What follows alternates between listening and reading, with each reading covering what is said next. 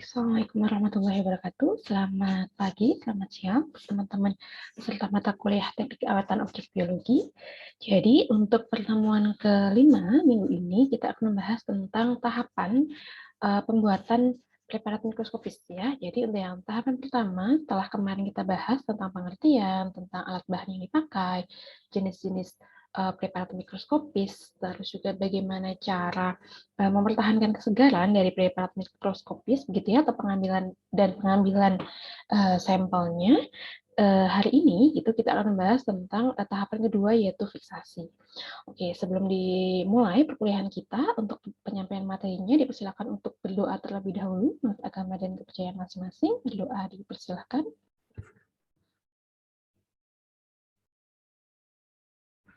Berdoa selesai. Oke, baik. Hari ini nanti kita akan bahas tentang fiksasi ya. Jadi fiksasi adalah salah bukan salah satu, itu ada tahapan kedua begitu untuk penyusunan preparat mikroskopis. Oke, saya akan share screen. Oke, jadi apa saja yang akan kita pelajari untuk tahapan yang kedua ini, atau tahapan fiksasi? Yang pertama adalah kita akan mempelajari tentang pengertian fiksasi. Jadi sebenarnya fiksasi itu apa, seperti ya. Yang kedua adalah fungsinya, untuk apa proses fiksasi ini, dan yang ketiga adalah metode fiksasi, gitu ya. Bagaimana caranya, gitu, bagaimana caranya melakukan proses fiksasi ini. Yang keempat adalah lamanya ataupun durasi, gitu ya, durasi dari proses fiksasi ini. Dan yang kelima adalah macam-macam fiksatif atau larutan yang kita gunakan untuk proses fiksasi. Oke, sebelum kita masuk ke materi fiksasi, begitu silakan teman-teman coba ingat kembali, begitu ya. Coba ingat kembali materi kemarin, begitu ya. Masih ingat nggak sih kayak gitu bagaimana cara mengambil sampel bahan dan cara menjaga kesegaran dari bahan berikut ini? Ya, oke, silahkan teman-teman bisa tuliskan terlebih dahulu, begitu di buku catatan teman-teman, begitu cacing itu bagaimana kita mengambil sampelnya dan bagaimana cara menjaga kesegaran dari bahannya, seperti itu. Terus bagaimana juga cara mengambil sampel dari tanaman dan bagaimana cara menjaga kesegaran dari tanaman. Oke, dan yang terakhir adalah bagaimana cara pengambilan hepar tikus ataupun hati pada tikus dan bagaimana cara menjaga kesegaran dari hati tikus tersebut. Oke, silakan teman-teman 30 detik sekarang untuk menuliskan begitu bagaimana cara pengambilan serta bagaimana cara menjaga kesegaran dari bahan yang sudah saya sebutkan.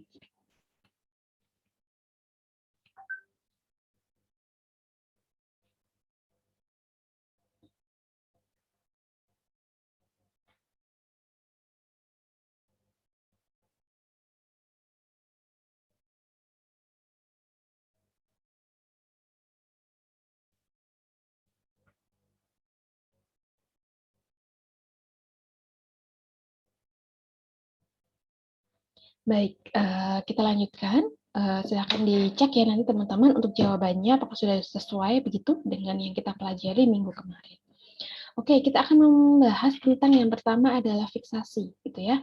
Jadi, apa itu fiksasi atau apa itu pengertian dari fiksasi? Jadi, fiksasi adalah tindakan mematikan elemen-elemen sel atau jaringan tumbuhan ataupun hewan dengan tetap mempertahankan bentuk, struktur maupun ukurannya menggunakan zat kimia tertentu. Jadi, kalau kemarin-kemarin saya pernah cerita gitu ya di pertemuan kedua dan ketiga, kita perlu memfiksasi TSL gitu ya, tumbuhan atau satwa liar yang akan kita gunakan koleksi begitu ya, di koleksi basah ataupun koleksi kering lah.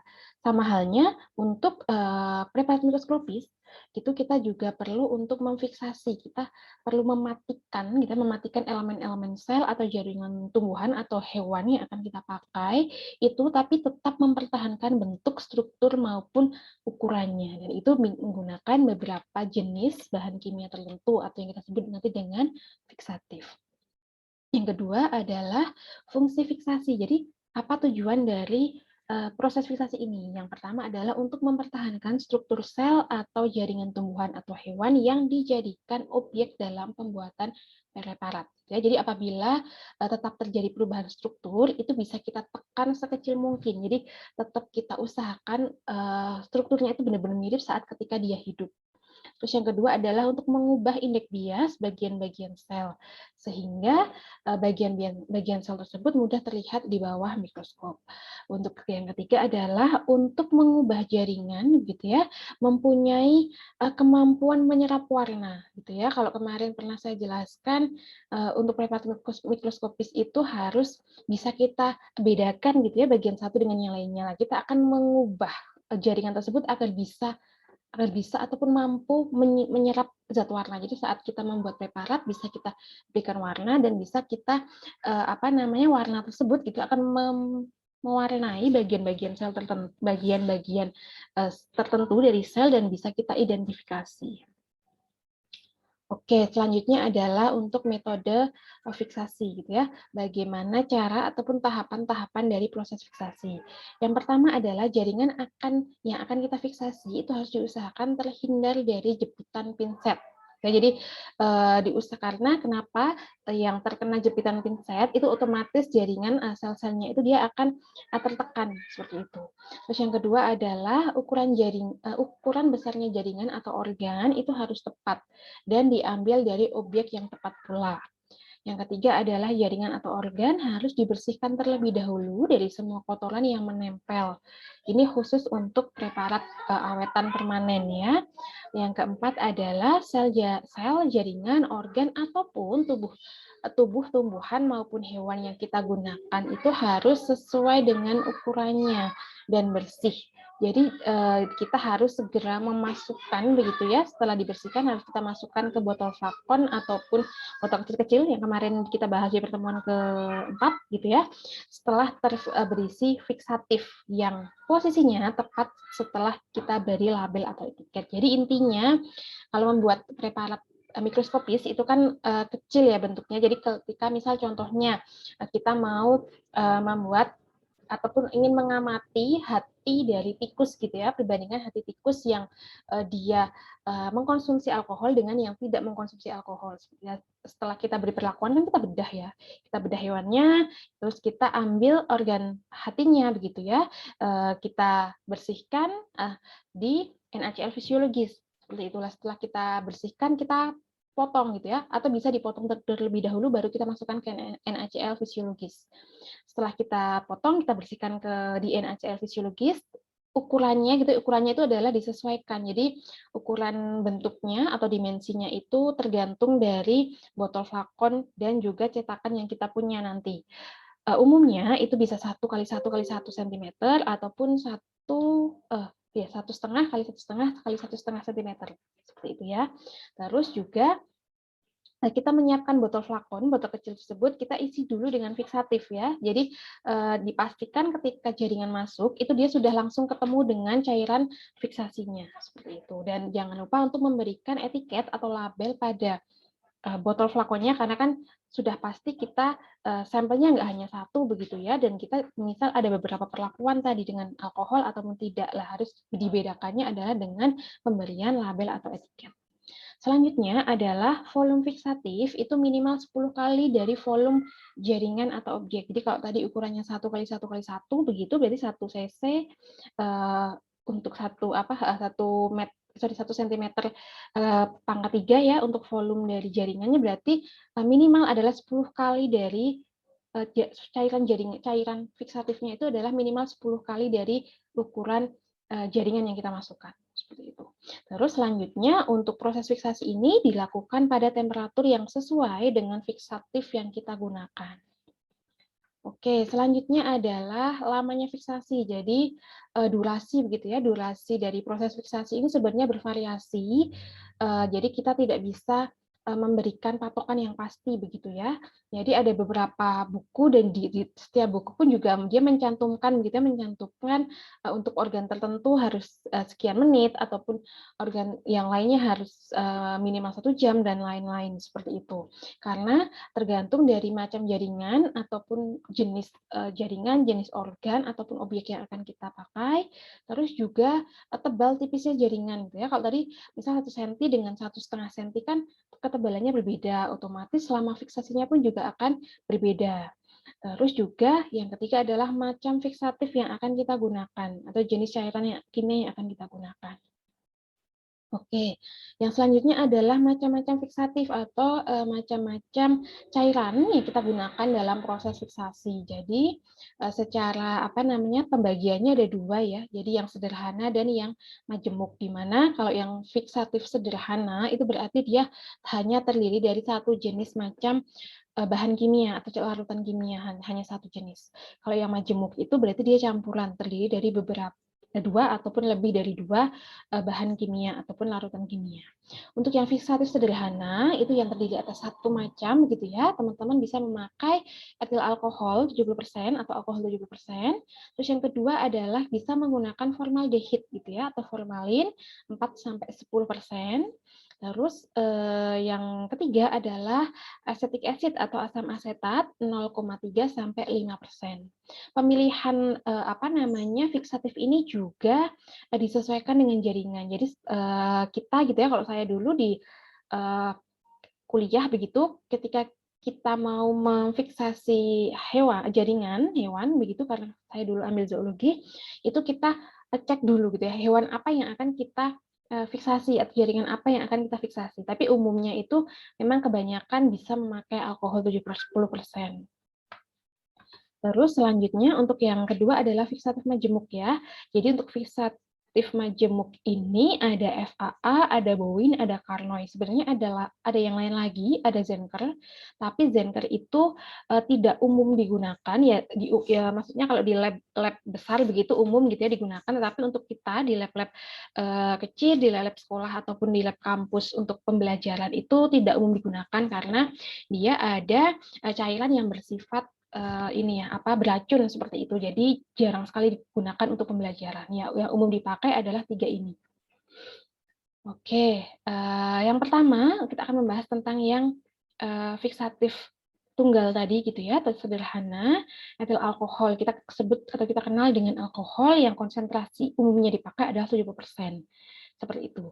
Bisa sebenarnya memakai memakai konsentrasi yang lebih tinggi ya, ini kita sesuaikan lagi dengan jenis jaringannya. Positifnya ataupun kelebihannya begitu ya, etil alkohol ini mudah bercampur dengan air gitu. Dan tentu kan cairan tubuh gitu ya, organ tubuh, jaringan itu kan pada hewan ataupun tumbuhan kan dia juga terdiri dari air ya, jadi dia akan mudah bercampur dengan jaringan kita. Terus yang selanjutnya adalah untuk kekurangannya gitu ya, kekurangannya yang pertama dia dapat menyebabkan terbentuknya gelatin secara perlahan dari histon dalam nukleus. Terus yang kedua adalah tidak direkomendasikan digunakan dalam suhu rendah karena dapat melarutkan albumin dan globulin dalam plasma darah. Terus selanjutnya dia dapat mengendapkan protein dan pada konsentrasi tinggi dia dapat memfiksasi glikogen serta mengerutkan jaringan. Jadi untuk alkohol ini memang sebenarnya dia di semua fiksatif itu banyak negatifnya ya, tetapi kita kembali lagi cek kembali jaringan yang akan kita pakai seperti itu. Lah selain dia mudah bercampur dengan air, itu yang etil alkohol itu dia cocok digunakan untuk fiksasi pada suhu ruangan. Oke, yang selanjutnya adalah formaldehid. Kita kenal dengan formalin seperti itu. Ini untuk yang biasanya diperdagangkan begitu ya, itu konsentrasinya adalah 40% gitu. Lah untuk fiksatif tunggal ini penggunaannya itu 4 sampai 10%. Jadi nanti kita harus melarutkan terlebih dahulu begitu ya, melarutkan terlebih dahulu ataupun mengencerkan terlebih dahulu untuk menurunkan konsentrasinya. Lah, kelebihannya apa untuk formaldehid ini? Yang pertama adalah jaringan akan terfiksasi dengan baik, dia tidak akan mengkerut dan akan sangat baik untuk mengawetkan nukleus atau inti sel. Terus yang kedua adalah dia akan membuat jaringan mempunyai afinitas yang lebih baik terhadap zat warna sehingga mudah diwarnai dengan hematosilin iosin dan juga zat warna sintetis. Terus untuk kelebihan yang ketiga adalah dia tidak dapat memfiksasi lemak, namun dapat memfiksasi karbohidrat. Contohnya dia bisa memfiksasi glikogen. Terus yang keempat adalah dia masuk dalam kategori penetrasi sedang ke kuat. Nah, untuk negatifnya ataupun kekurangannya adalah dia sangat mudah untuk teroksidasi gitu ya. Jadi kita harus menyimpan dalam botol yang tertutup rapat. Jadi intinya dia mudah menguap kayak gitu ya untuk formalin ini. Terus selanjutnya untuk konsentrasi yang 40 itu dia memiliki sifat yang mudah mengeraskan gitu ya dibandingkan pengerasan yang diakibatkan oleh alkohol. Makanya kita disarankan untuk konsentrasi yang rendah 4 sampai 10%. Selanjutnya yang ketiga adalah asam asetat glasial atau acetic acid. Ini adalah fiksatif tunggal tadi yang ketiga, di mana konsentrasi yang kita pakai adalah 0,3 sampai 5% gitu ya. Jadi kelebihannya dia dapat bercampur dengan air, terus juga dalam sitologi begitu ya, dalam sel itu dia berfungsi untuk mengeraskan kromosom dan dia juga dapat mencegah pengerasan jaringan. Ini biasanya kalau penelitian-penelitian sitologi begitu untuk proses kita memakai asam asetat glasial. Terus yang kelebihan yang ketiga adalah dapat mengendapkan nukleoprotein melarutkan histon dalam nukleus. Nah, untuk negatifnya atau kelemahannya adalah dia tidak memfiksasi lemak dan karbohidrat. Oke, yang selanjutnya adalah untuk fiksatif dari yang majemuk gitu ya, yang terdiri dari 2 atau lebih larutan kimia. Yang pertama adalah FAA. Jadi FAA itu singkatan dari formalin, asam asetat glasial, dan alkohol ya. Di mana ini adalah standar gitu ya, standar untuk penggunaan ataupun komposisi dari zat-zat kimia ini.